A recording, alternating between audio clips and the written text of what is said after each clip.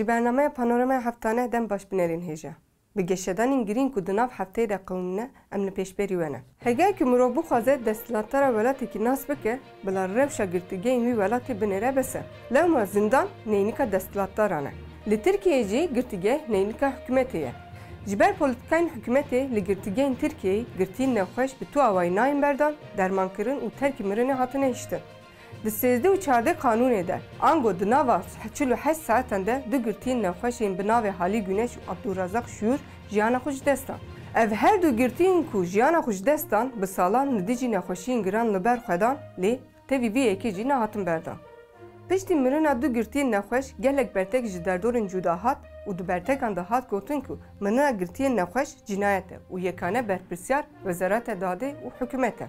Niha ji ber xemsarî û polîtikayên devletê bi sedan girtiyên nexweş li girtîgeha bi mirinê re rûbirû ne û nayên berdan.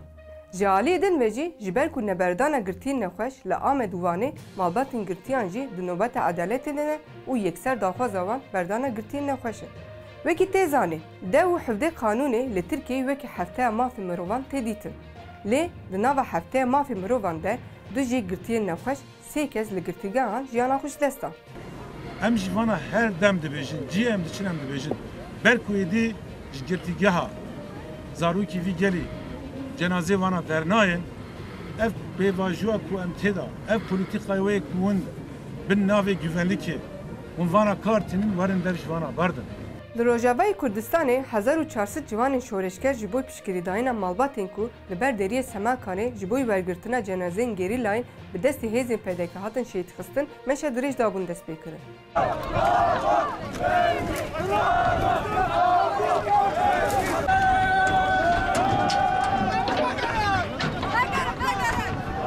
Meşa dirêja ciwanan di 15 kanûn de gihîşt Semelkayê.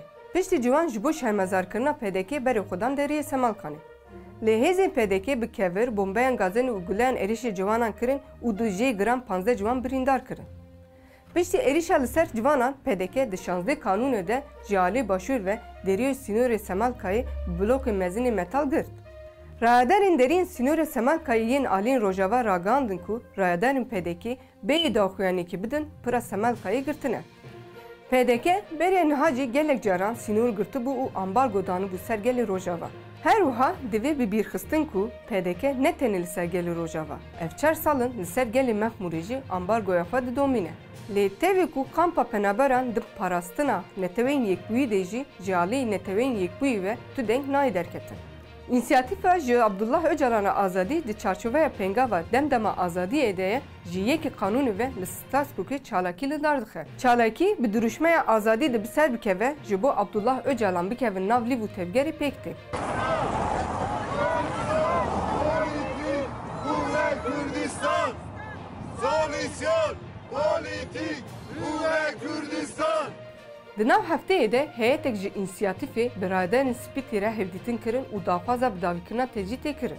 Heyet piştî hevdîtina biraderên Spîtî re daxuyanî da û diyar kir ku ew ji rayedarên Spîtî re gotine heta sîstema îşkenceya İmraliyê bi davî nebe di çalakiya xwe bidomînin. Seroka pora hevtin çênekin, çalakî me berdewam dikin, aynî demê tevî amarcê me azadiya seroka pê, muhatewê me wê lê da konseye, bo wê jî hem Spîtî her İmralî hem seroka hatanî azad nebe çalakî me berdewam dikin. Di heftê kanûnê de devleta Tirk bi balafirên bê mirov li Şengalê wesayeteke sivîlan hedef girt û di encamê de hevserokê desteya rêvebera Şengalê Mervan Bedil jiyana xwe ji dest da. Balafirên Tirk piştre di 11 kanûnê de vê carî Meclisa Gela Xana Sûrê bombebaran kir û di encamê de avahiya meclisê hat rûxandin. Piştî êrişê rêveberiya xwesera Şengalê daxuyanî da û bal kişan ser rola Bexda û hewleriya di êrişin ser Şengalê de û got ku bedel çi dibe bila bibe dê dev ji jiyana xweseriyê bernedin. Li Tirkiyeyê kriza aborî her diçe giran dibe. Her roj tele li hemberî dolar nirx wenda dike û di serî de nan her tiş roj bi roj heta saet deqe û bi deqe biha dibe. Tenê li Amedê di nava mehekî de du caran buhayê nan zêde bû. Hikûmeta ku sedema kriza aborî polîtikayên wî çeftin, devlet çareseriya demdirêj bi çareseriyan demkî dixwaze bertekên li hemberê xwe kêmtir bike. Hikûmet çend roj berê ji bo kêmkirina bertekan mûçeyan kêmtirîn zêde kir. Lê roja ku mûçeya kêmtirîn zêde kir, nava çend deqeyan de buhayên gelek deştan zêde bû. Belê binerên hêja, em hatin dawiya bernameya xwe. Hefta be em ê bi geşedanên nû ên girîng dîsa li pêşberî we bin. Ji bîr nekin, bibin aboneyên kanala me, beecibînin û par ve bikin.